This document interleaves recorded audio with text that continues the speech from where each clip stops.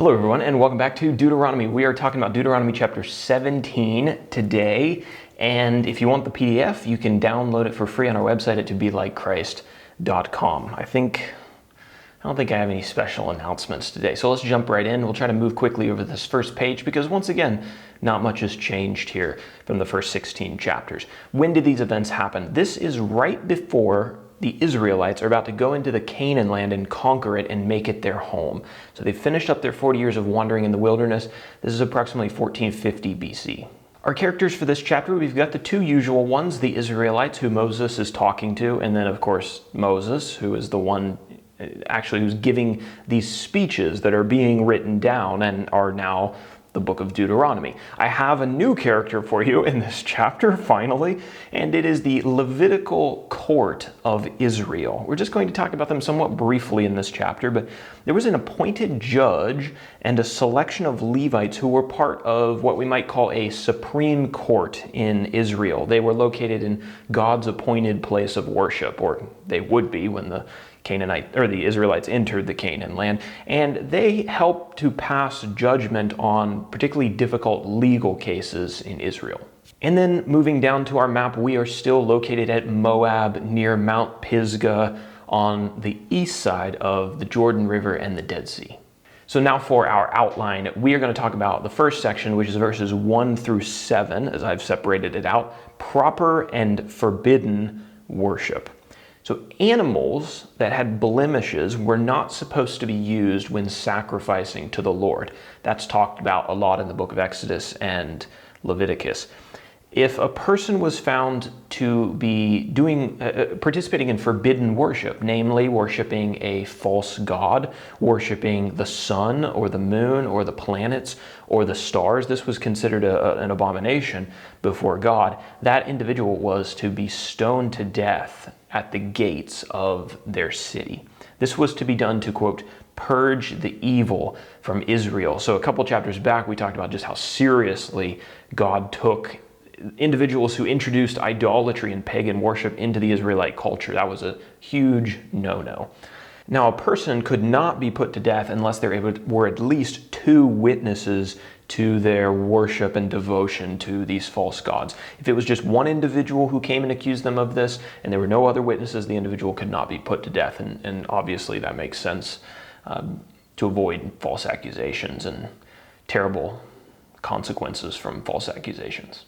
So now moving on, in verses 8 through 13, we're going to talk about that Levitical council. And I've entitled this section, Judging Difficult Cases. So if a legal case was too difficult for city officials to judge, the case was supposed to be brought to this Levitical council of priests at God's appointed place of worship. Now this Supreme Court, if you want to call it that, they would render a final judgment on the case, and the officials who brought the case to them, they would be required to carry out their decision. In fact, they were required with their life, because if any city official refused to comply with the decision of this priestly council, the individual who refused to comply with it was going to be put to death. And then our final section, we're going to talk about laws concerning the future kings of Israel. If you know the story of the Old Testament, you'll know that eventually Israel got kings. God knew about that ahead of time, right? Several hundred years actually, before they even asked for a king. God was writing down his laws saying that he knew that they were going to ask for this at some point in the future. So a little bit of prophecy here. But laws concerning the future kings of Israel, verses 14 through 20. God knew, as I just said, one day the Israelites were going to request a king to rule over them, and he told them that he would permit that to happen, but that king was going to have to abide by his laws. The king, first of all, had to be an Israelite. No foreigner was allowed to rule over Israel. The king he was not allowed to acquire a large number of horses, especially Egyptian horses. Now that sounds kind of strange, but I think the idea there, and it's presented in other places in the Old Testament, is he wasn't allowed to put his trust in his military might, and horses were a big sign of military power.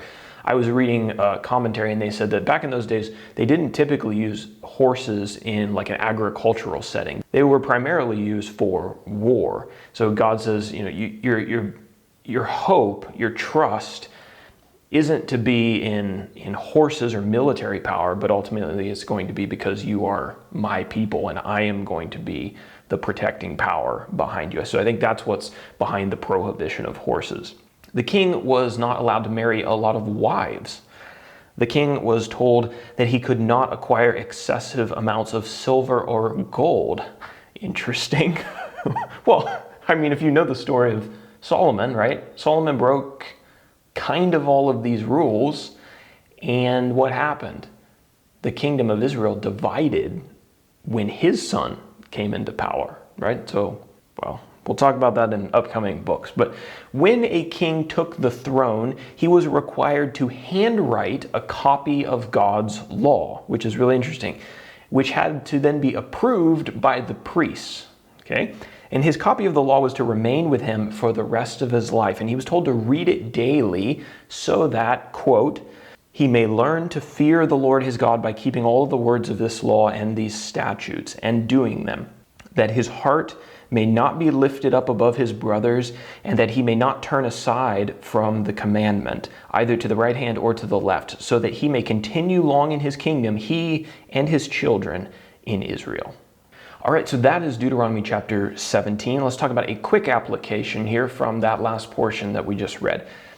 Look at all the benefits that are mentioned in that little paragraph there, a couple sentences about the benefits of reading and focusing on studying the Word of God on a daily basis. It's interesting to me that there are personal benefits there, but then there are also generational benefits. It says that he will continue long in his kingdom, he and his children. Right? So there's a long-term benefit, not just for us, but for the generations that are going to come after us.